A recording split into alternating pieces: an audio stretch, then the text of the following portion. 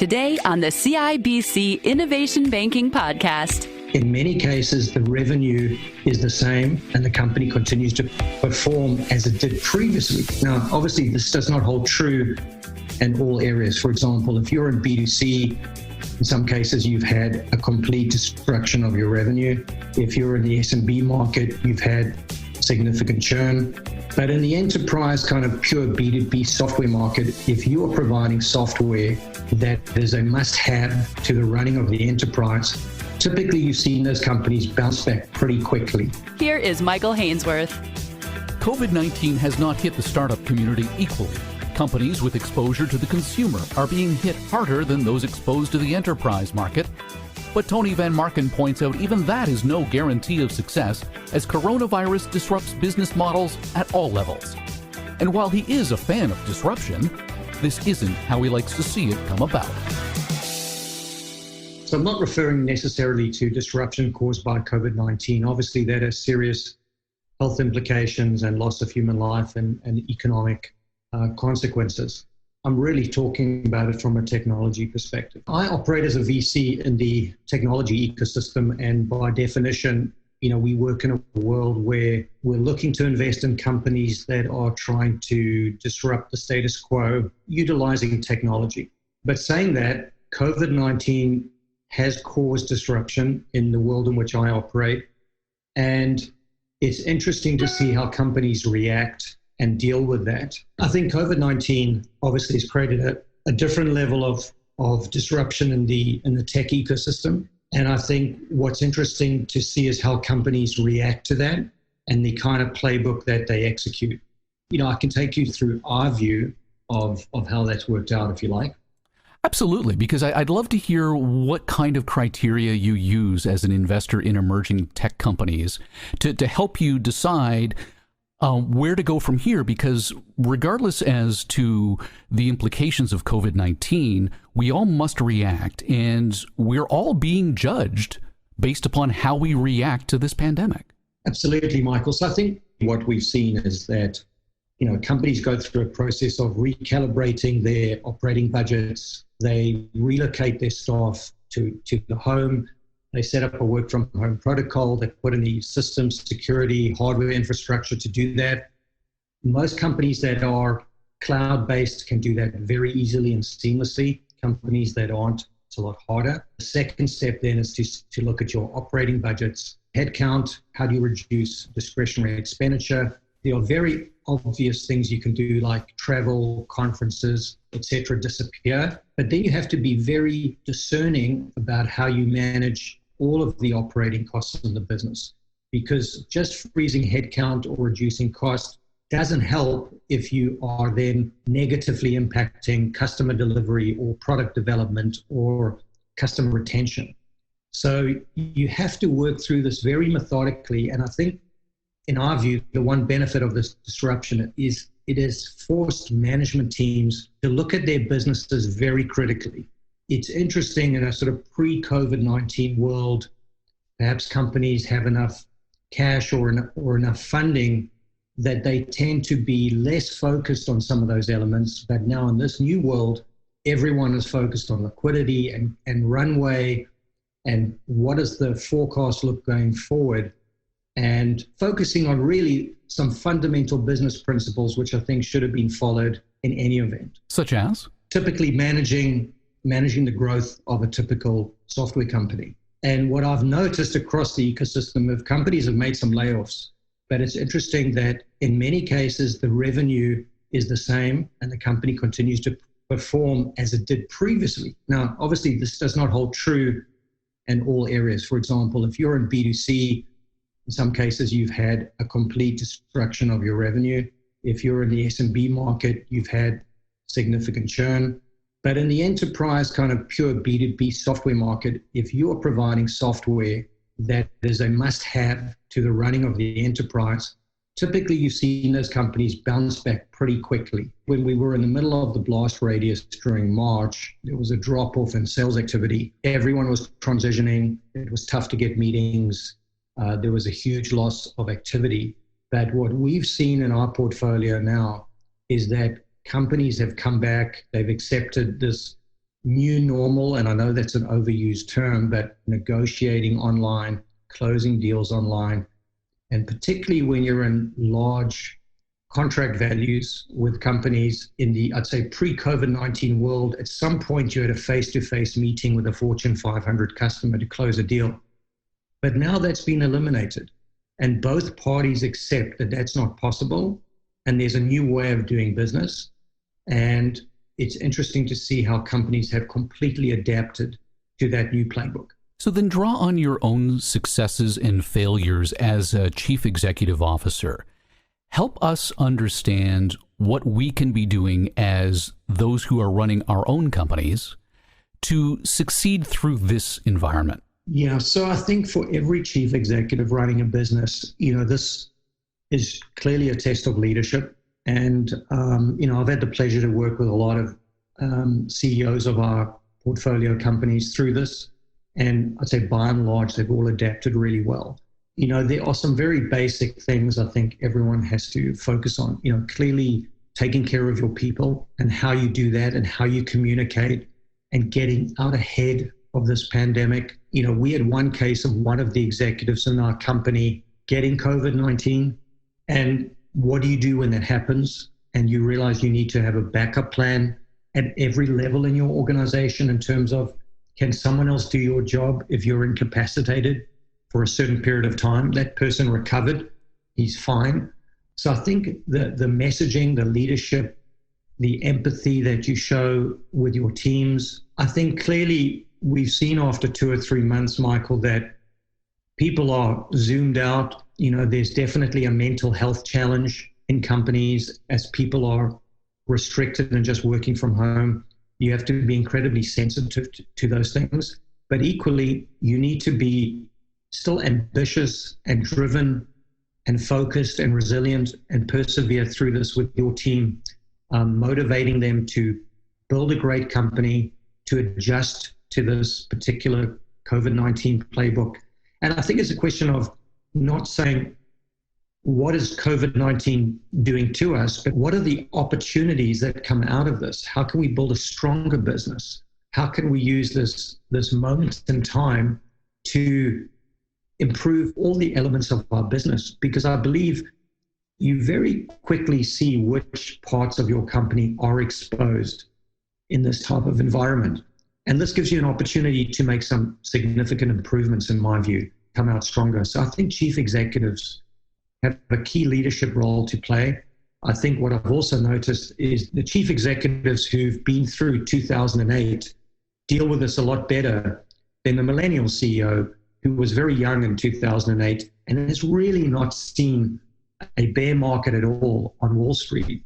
So these are new lessons learned for the younger CEOs, but I think they are valuable lessons learned in building a stronger ecosystem going forward. I saw an interesting tweet from a millennial. The next time you're at a job interview and they ask you, do you have any questions? You ask them how they responded to COVID-19, and that will help you make a decision as to whether or not you want to work for that company.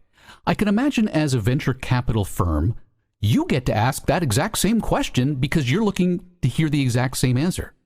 That's a very good point, Michael. I hadn't thought about that, but this becomes, I guess, a leading interview question for employers and employees. But as a VC, for us, it would be, sitting down with the management team and asking them, what did you do in the first 30 days?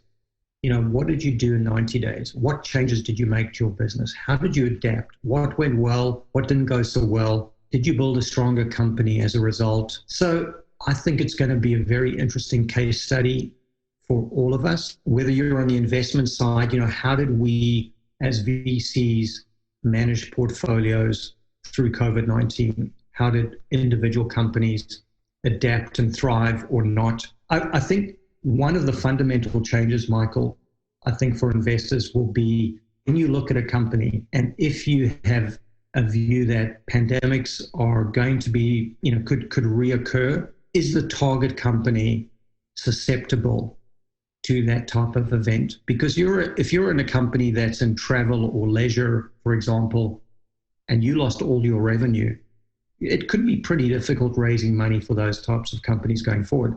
As they adapt, are you willing to even look at a company that hasn't adjusted its strategy or isn't seeking new opportunities to ensure their continued success in the reopen?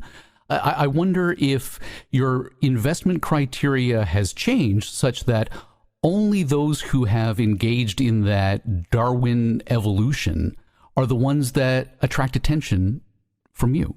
So that's a great question. You know, we look at the operational resilience of these companies. So when we're looking at new investments, most of our criteria have not changed. So what do I mean by operational resilience? Well, can the target company adapt kind of up or down in terms of their operating model? So for example, if the data indicates they should be cutting back, can they do that fairly effectively? But equally, if the data indicates that growth's possible and there's new bookings opportunities and there's customer demand, can you gear up equally as quickly? And the other element of operational resilience that we look at is revenue. And in the enterprise SaaS world with recurring revenue, not all recurring revenue is created equal. So for example, you know, you could have a 3-year recurring revenue contract with a Fortune 500 company of $100,000 a year, and it's a fixed amount. But if that amount is linked to seat count or employee growth or usage or transactions, and your target customer has a revenue shortfall in their business and their business is experiencing a downturn, by definition, what you're able to bill is going down. And so that effectively creates a level of revenue churn in the business and reduces the kind of resilience of the actual software company. So we look very carefully at how software companies contract with their customers to get a better understanding of the resilience of their revenue streams. Any startup that can build its business during a global pandemic is clearly one that's going to be able to take off once we get on the other side of this. Absolutely. There are some great opportunities that have emerged during this pandemic that are specific to the pandemic. And I'll give you an example. We have an investment in a company which is in telemedicine, and it provides virtual healthcare. Their business absolutely exploded from the middle of March to today. They have hired over 400 healthcare professionals to join their team. And Michael, I'm not sure if you've needed to go to a healthcare professional during the last 3 months, but I had the misfortune of actually breaking my hand and had to get to a doctor in a hospital, but subsequently needed some physio and needed to see an orthopedic surgeon, all managed online. You know, there are some brand new opportunities emerging because of this pandemic. But to your fundamental point, companies that can get through this and thrive are clearly providing something that's essential to the enterprise, and that bodes well for their future. How do you trade off growth versus liquidity in this environment as an investor? That's a great question. So what we've looked at very carefully in companies where we think the growth is going to be substantially lower, we've optimized for the cash runway of the company. And so in certain cases, we've made budget adjustments and reduced headcount with a view to looking at, let's say, 24 to 30 months of runway before we would need to refund those companies. So I think you need to look very carefully, you know, as a VC in my position, at each company and what are the criteria you would need to raise your next level of funding? What metrics do you need to achieve to get there? And what current resources do you have to build the business? And how do you optimize the amount of time you have to get there? You know, we've had to look at that very carefully. Driving growth for growth's sake in this type of environment, I think, is not sensible. I think Q1, we really had 1 month of disruption. Q2 is going to be much more informative generally to the entire market about how companies are doing. And, you know, Q3, depending on how things are opened up in the economy globally, you know, we would expect some uptick in Q3 from Q2. So you have to look at your data that's driving the business and be prepared to continue to make adjustments. We effectively run rolling 90-day budget review cycles with companies and expect to continue to do that as we get through this pandemic. That would give you an interesting indicator about where the industry is in its recovery on COVID-19. If you're doing rolling 3-month budgets, basically, would that not give you a leading indicator about coming out on the other side? Yes and no. I mean, look, we're looking at sort of our narrow niche in which we operate across our portfolio, but certainly we get very interesting data.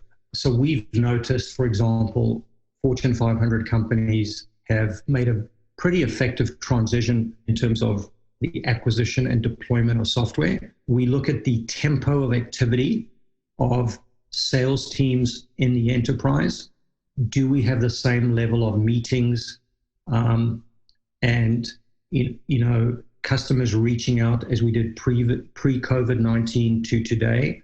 We see that as a leading indicator of what's happening in our target markets of the different portfolio companies where we are invested.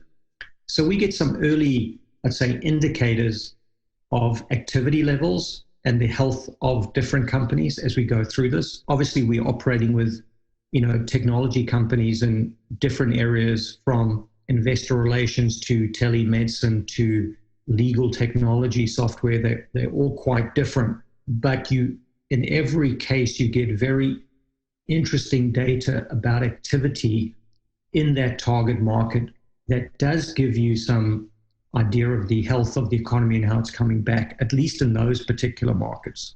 And what kind of levels do you need to see for you to feel confident that the worst would be behind us? Yeah, so I think the way we look at it is we're not necessarily waiting for some particular milestone. We continue to look very actively for investment opportunities in the market. And we're looking for companies that provide a piece of technology that is essential to the running of an enterprise.